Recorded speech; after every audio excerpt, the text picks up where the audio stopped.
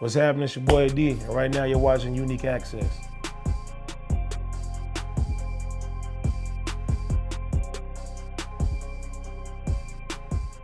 Well, one thing that's always impressed me about you also is that you're also willing to be a student and willing to learn. Yeah. Because like when we've been around Exhibit, as well as other marquee artists, I've always noticed that you're really paying attention and stuff. And I also know from other conversation we had that you paid attention when you were on the road with Bone. Oh, hell yeah. So with them, they kind of, I remember you had mentioned, and I think it's important to also explain how you saw how their songs translated to the crowd and how your songs, you needed to kind of switch up what you were doing for performing. Yeah, I mean, it's different as an artist when you see people songs live and how they can connect with the crowd. You know, back then I was just making songs, I feel. Stuff that I thought sounded good. Okay. And, you know, performing them didn't translate the right way. So it's like, damn, this beat ain't really hitting the right way for the crowd. Or what I'm saying right here ain't really hitting the right way.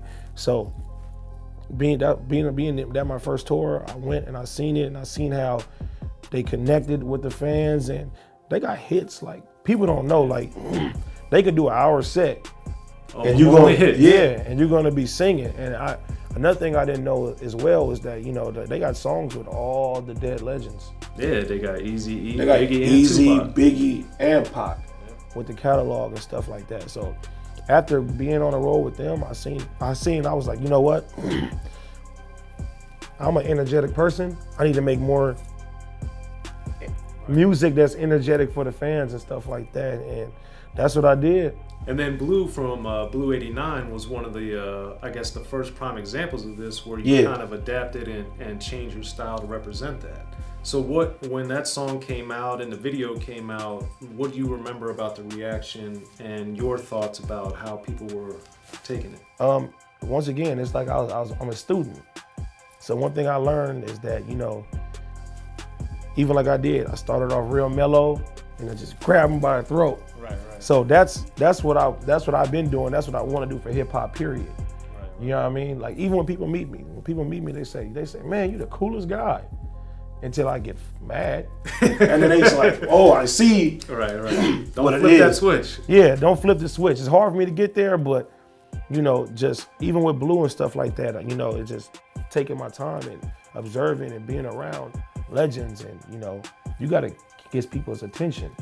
Also on that song, one of the great things about it lyrically was how you put in so much about your own personal life, about some of the struggles you had gone through and the pain that you had suffered and things, and then in the video, you know, you dedicated to your friend who had passed away. You know what's crazy about the video is the week before I started, the week I first started filming the video, my homeboy was in the video. No, I remember him. Yeah, and then he died and I had to reshoot it as well. So it was like, just shows how real it is. Like, this guy was here with me a week ago. Not even that, 4 days ago. He was here on the video set with me, talking about songs that we were gonna do videos for and everything like that. Rest in peace, Mac Mark. And then he wasn't there anymore.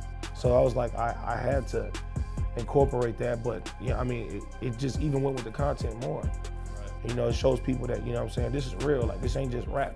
I ain't rapping. I'm sitting here telling real life stories. You know, I feel like that's why there's a difference between rappers and artists, you know what I mean? Right. Like, I'm an artist. I'm telling you what's really going on in my life and in the streets and everything that I didn't see, you know what I mean? Everything ain't sweet.